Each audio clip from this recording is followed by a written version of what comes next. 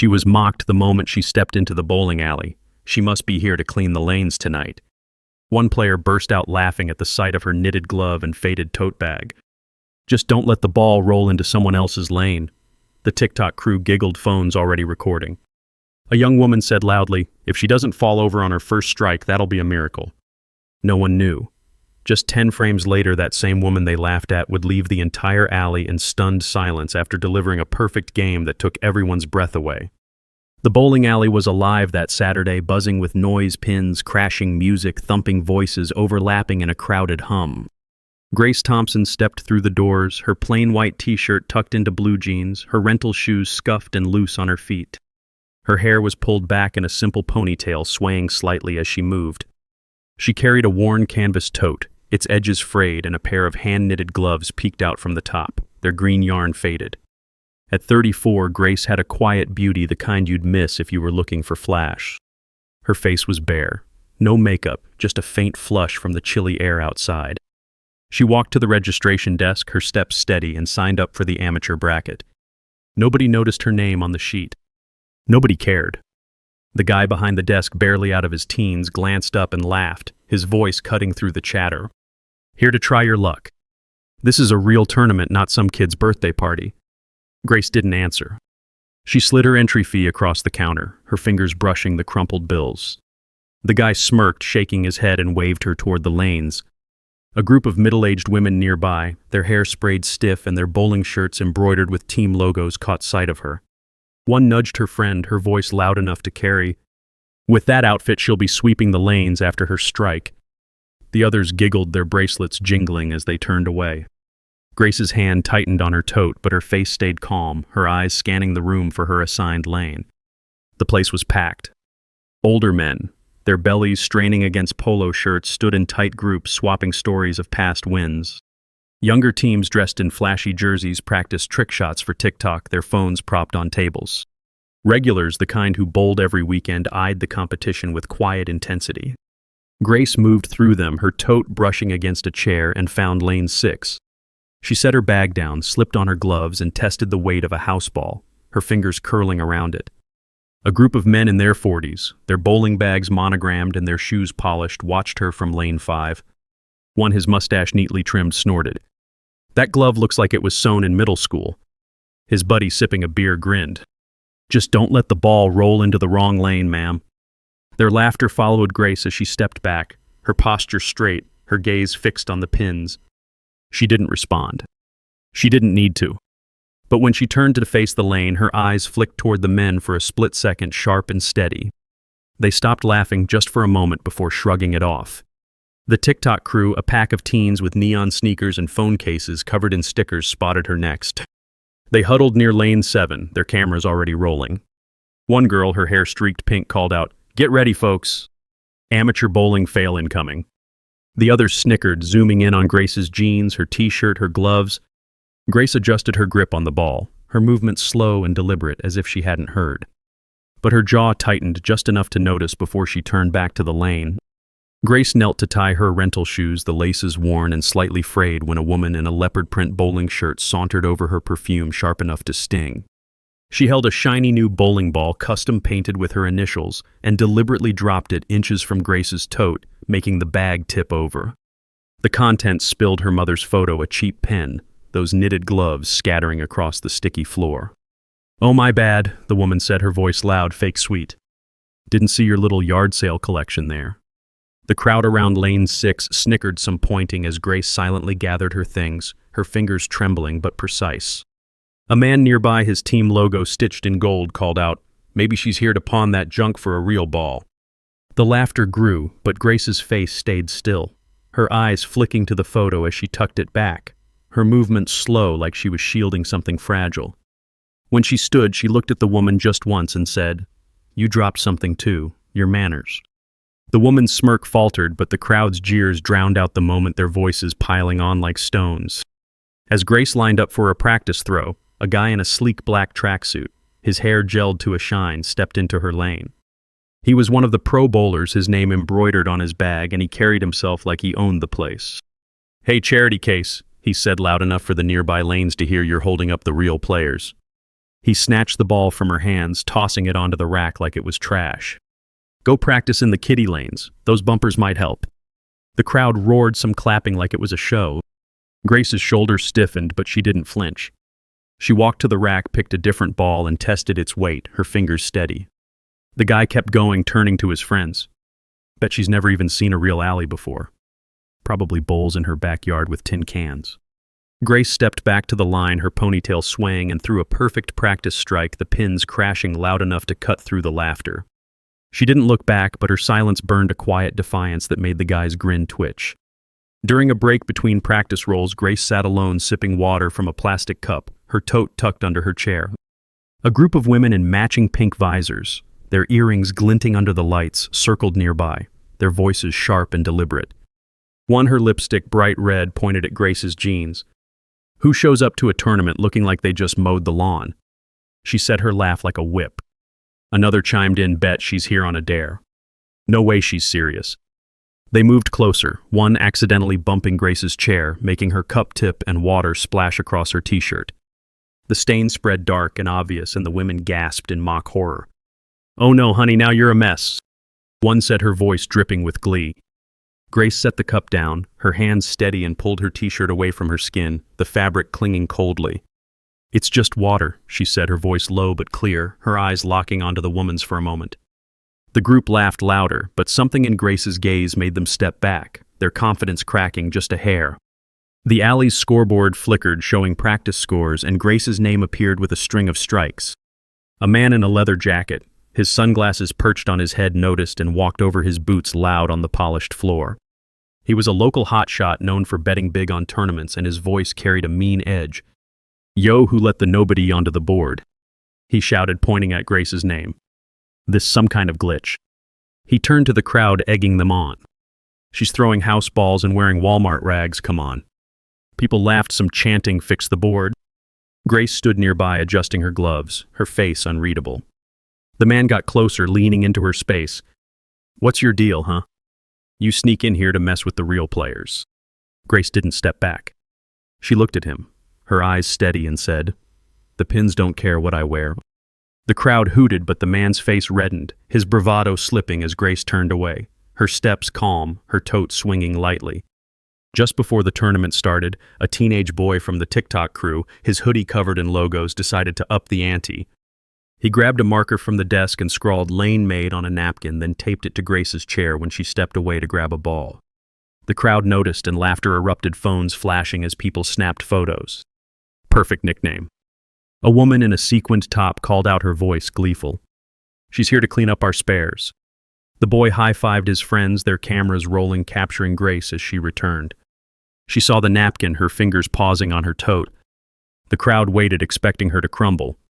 Instead, she plucked the napkin off, folded it neatly, and tucked it into her pocket. Thanks for the art, she said, her voice, even her eyes, meeting the boy's. He froze, his smirk gone, as Grace sat down, her posture straight, her silence louder than the jeers. The crowd kept laughing, but her calm made their mockery feel hollow, like shouting into a void. The practice rolls started, and Grace took her place. She stood at the line, her shoulders relaxed, her eyes locked on the pins. The room was loud shouts, cheers, the clatter of balls, but she seemed to carve out a quiet space around her. She swung the ball back, stepped forward, and released. The ball rolled smooth, curving just right, and knocked every pin down. A clean strike. The sound echoed, but the crowd didn't notice. A woman in a glittery jacket, her nails painted gold, leaned over from lane 8. Lucky shot, she said, her voice dripping with pity. Don't get your hopes up, hon. Grace didn't look at her. She picked up another ball, her fingers brushing the knitted gloves, and reset her stance. The tournament began, and the air shifted. The casual chatter turned sharp, competitive. Grace's first frame was up. She walked to the line, her rental shoes squeaking faintly. The TikTok teens were still filming their giggles louder now. If she doesn't fall over on her first strike, that'll be a miracle, one said, her voice carrying across the lanes. Grace paused just for a second, her hand resting on the ball. Then she moved. Her approach was smooth, almost old school, her arms swinging like she'd done this 1,000 times. The ball hit the lane, rolled, and slammed into the pins. Another strike. The scoreboard flashed, and a few people clapped, but it was mocking, half-hearted. Beginner's luck, a guy in a trucker hat muttered, his team nodding. Frame 2 came, and Grace didn't hesitate. She picked her ball, stepped up, and threw. The pins scattered another perfect strike. The crowd's laughter faded a bit, replaced by murmurs. Frame 3, same thing. The ball curved just right, the pins fell clean. Frame 4, another strike. The TikTok crew stopped giggling. Their phones were still up, but their faces were different now, less smug, more curious. The men on lane 5 exchanged glances, their beers untouched. Something's off, one said, his voice low. Grace didn't seem to hear. She wiped her hands on her jeans, slipped her gloves back on, and waited for her next turn. Her face was calm, but her eyes burned bright and focused. By frame 5, the alley was starting to notice. Grace's throws were too consistent, too precise. Each strike landed with the same clean sound, the pins toppling like they had no choice. The woman in the glittery jacket crossed her arms, her gold nails digging into her sleeves. "She's got to be cheating," she whispered to her friend, who shook her head, unsure. Frame 6, another strike. Frame 7, the same. The crowd was quieter now, the music seeming louder in the gaps. Grace's lane was a pocket of stillness, her movements fluid, her presence steady. She didn't smile, didn't wave, didn't acknowledge the stares. But when she turned to grab her ball, her ponytail swung, catching the light, and for a moment she looked almost radiant. The alley owner, a wiry man with a gray beard, came out from behind the counter during frame 8. He'd heard the whispers, seen the scoreboard. Nobody threw a perfect game at an open tournament, not amateurs, not like this. He crouched by Grace's lane, checking the oil pattern, inspecting her ball. "Just making sure everything's legit," he said, his voice gruff but not unkind. Grace nodded, her hands clasped in front of her. She didn't explain herself, didn't protest. The owner found nothing wrong and stepped back, scratching his head. The crowd watched, waiting for her to crack. Frame 8, strike. The sound was louder now, or maybe it just felt that way. Frame 9 arrived, and the alley was silent. Even the TikTok teens had put their phones down, their eyes wide. Grace stood at the line, her t-shirt slightly damp with sweat, her jeans creased from bending. She held the ball, her knitted gloves soft against its surface. Her breath was steady, her focus absolute. She threw, and the ball rolled like it was on a string, hitting the pins dead center.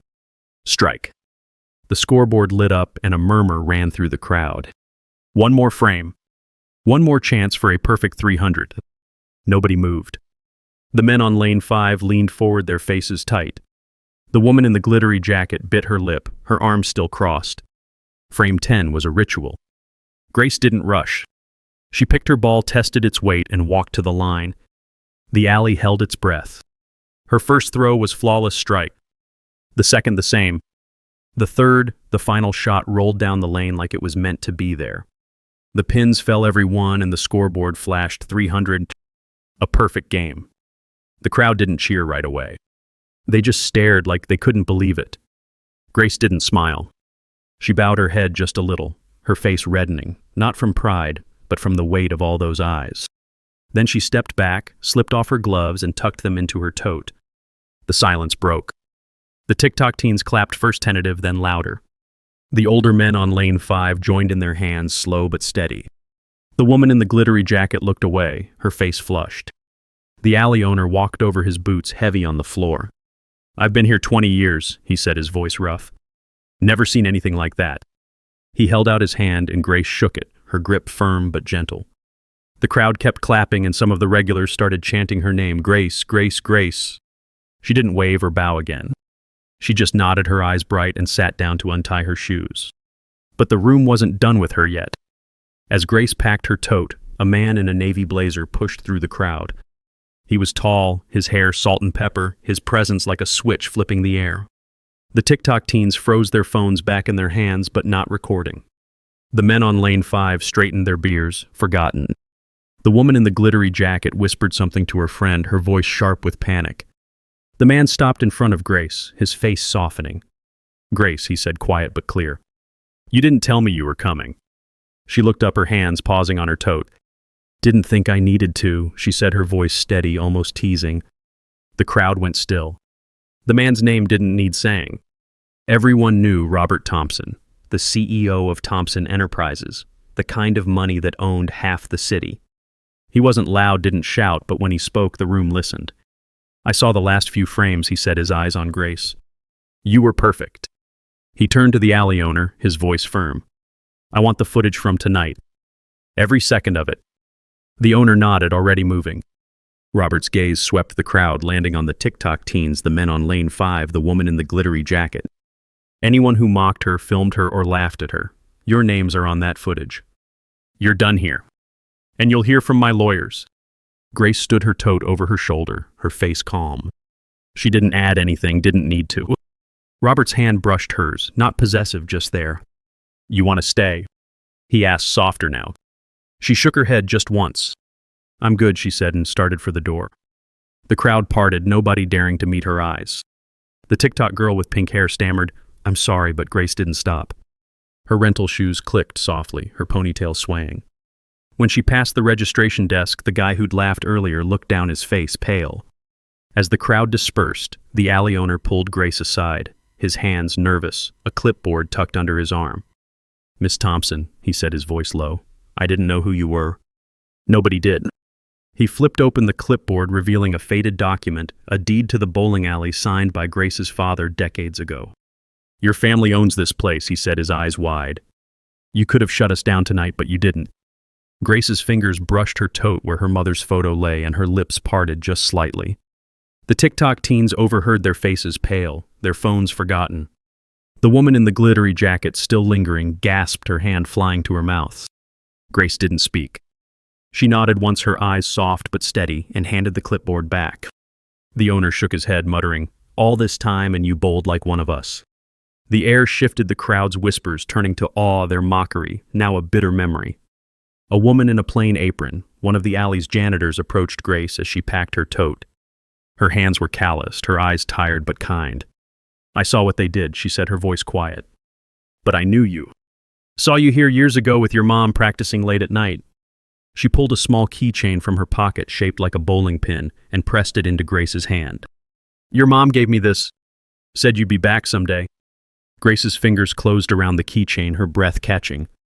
A memory flickered, her mother's laugh, the alley empty, the two of them bowling until midnight. The crowd watched, confused, as the janitor bowed her head like she was honoring royalty. Grace slipped the keychain into her tote, her face calm, but her eyes shone wet with something unspoken. The TikTok teens shifted uncomfortably, their earlier laughter now a weight they couldn't shake. Robert turned to the crowd, his blazer off, now his sleeves rolled up. One more thing, he said, his voice cutting through the murmurs. He gestured to a man in a suit standing quietly by the exit, a tablet in hand. This is my lawyer. He's been reviewing the alley's sponsorship deals. The man stepped forward, his voice clipped. Effective immediately, any team or individual involved in tonight's harassment is banned from Thompson-funded events nationwide. The men on lane 5 froze, their faces ashen. Their sponsor was a Thompson subsidiary. The woman in the glittery jacket clutched her bag, her gold nails trembling. She'd bragged about her Thompson grant all season. Grace stood beside Robert, her tote over her shoulder, her silence amplifying his words. The crowd's awe deepened, their earlier cruelty, now a rope tightening around their own necks. Grace's eyes flicked to the scoreboard, still showing her 300, and her lips curved just a fraction. A reporter from a local sports blog who'd been scribbling notes all night pushed through the crowd, her recorder raised. Mrs. Thompson, she said, her voice shaky. People are saying you trained with Olympic coaches as a kid. Is that true? The crowd leaned in, hungry for answers. Grace's hand paused on her tote, her fingers brushing the knitted gloves. A memory surfaced, her mother's friend, a retired pro, teaching her to spin the ball in a dusty gym, her laughter echoing. Grace looked at the reporter, her eyes clear. I learned from someone better than any coach, she said, her voice soft but firm. The reporter blinked, scribbling furiously as the crowd murmured, piecing it together. The TikTok teens, now silent, stared at their shoes, their mockery exposed as ignorance. Grace turned away, her ponytail swinging, her silence rewriting the night's story in front of them all. As Grace reached the door, a young girl, maybe 10, broke free from her parents and ran up clutching a crumpled score sheet. Can you sign this? She asked, her eyes wide, her voice trembling with admiration. I want to bowl like you. The crowd watched, their whispers fading. Grace knelt, her jeans creasing, and took the sheet, her cheap pen scratching her name in neat cursive. You don't need to be like me, she said, her voice warm. Just be you. The girl beamed, clutching the paper like a treasure. The parents standing nearby bowed their heads, their faces flushed with shame. They'd laughed at Grace earlier. The TikTok teens. The men on lane 5, the woman in the glittery jacket, all stood frozen, their cruelty now a shadow under the girl's light. Grace stood her tote swinging and walked out her rental shoes left neatly by the door, her legacy already growing in the alley behind her. Outside, the air was cool, the parking lot lit by sodium lights. Grace paused, her breath visible, and glanced at a photo tucked in her tote, a faded picture of her mother smiling in a bowling alley, her hair in a ponytail just like Grace's. A memory hit her mother's voice, low and warm, teaching her to hold a ball to aim for the arrows, not the pins. "It's not about them," her mother had said, nodding at the crowd. "It's about you." Grace's fingers lingered on the photo, then slipped it back inside. The story didn't end there. By morning, the local papers had it, "Simple Woman, Perfect Game: How Grace Silenced a City of Skeptics." Sports blogs picked it up, then national outlets. The TikTok video, the one meant to mock her, went viral for all the wrong reasons. Comments flooded in calling out the teens, the men, the woman in the glittery jacket. The pink-haired girl deleted her account, her friends following suit. The men on lane 5 lost their sponsorships, their team dropped from the league. The woman in the glittery jacket tried to apologize online, but her post was buried under a wave of criticism. Nobody wanted their names tied to that night. Grace didn't read the articles. She didn't check the comments. But the alley owner called her a week later, his voice shaky with excitement. "We want you as an honorary coach," he said. "Teach the kids, the amateurs, whoever wants to learn." Grace hesitated, her fingers tracing the edge of her mother's photo. "I'll think about it," she said, but her voice was warm. She showed up the next weekend, her t-shirt and jeans the same, her gloves and her tote. The kids listened to her, their eyes wide, their hands steady as she showed them how to stand, how to swing. The bowling community changed bit by bit. The alley posted new rules: no filming without consent, no harassment, no mocking. Other venues followed the story, spreading like a warning. Grace's name became a quiet legend, not for her wealth or her husband, but for her game. She didn't talk about that night, didn't need to. Her strike said enough. Sometimes late at night, she'd stand in her garage where an old bowling ball sat on a shelf, her mother's initials carved into it. She'd touch it just for a moment and smile. Another memory came, sometimes a summer evening, her father handing her a check, his face serious. "You don't need to prove anything," he'd said. She'd torn it up, her hand steady, and walked away. That was years ago, before Robert, before the alley. Now as she coached kids, her hands guiding theirs, she carried that same quiet strength.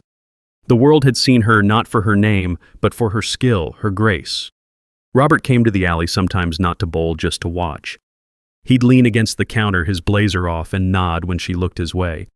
"You're something else," he'd say, and she'd shrug, her ponytail swinging. The kids loved her, the regulars respected her, and the new bowlers came just to hear her story. She didn't tell it. She didn't need to. Her presence was enough, her silence louder than any cheer. The papers kept writing Player of the Year, a beacon for women, for amateurs, for anyone who'd ever been laughed at. Grace didn't frame the articles. She kept her mother's photo, her gloves, her tote. That was enough. The world had shifted just a little, and she'd been the one to push it. Not with words, not with wealth, but with 10 perfect frames and a bow that said she knew exactly who she was. For everyone who's been mocked, who's stood alone under bright lights, who's carried their truth in silence, this is for you.